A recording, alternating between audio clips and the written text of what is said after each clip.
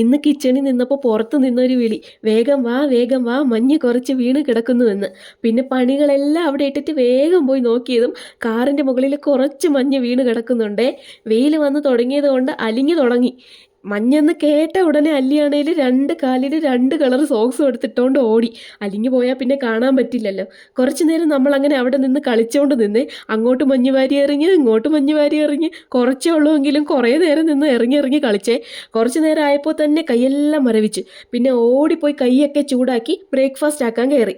ഇന്ന് വേറെ ഒന്നുമല്ല, ഗോതമ്പ് ദോശയാണ്. ഗോതമ്പ് ദോശ കുറച്ച് വെറൈറ്റി ആക്കാൻ വേണ്ടി കുറച്ച് മല്ലിയിലയും കൂടെ ചേർത്താണ് ഉണ്ടാക്കിയത്. ദോശ ചുടുമ്പോൾ കുറച്ച് നെയ്യും കൂടെ ഒഴിച്ച് കൊടുത്ത് നല്ല മൊരിച്ചെടുത്തു.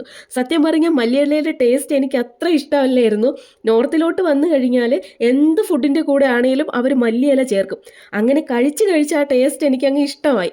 ഇപ്പോൾ ഞാൻ എന്തുണ്ടാക്കിയാലും അതിൽ മല്ലിയില കാണും. അപ്പോൾ അത്രേ ഉള്ളൂ, ബൈ.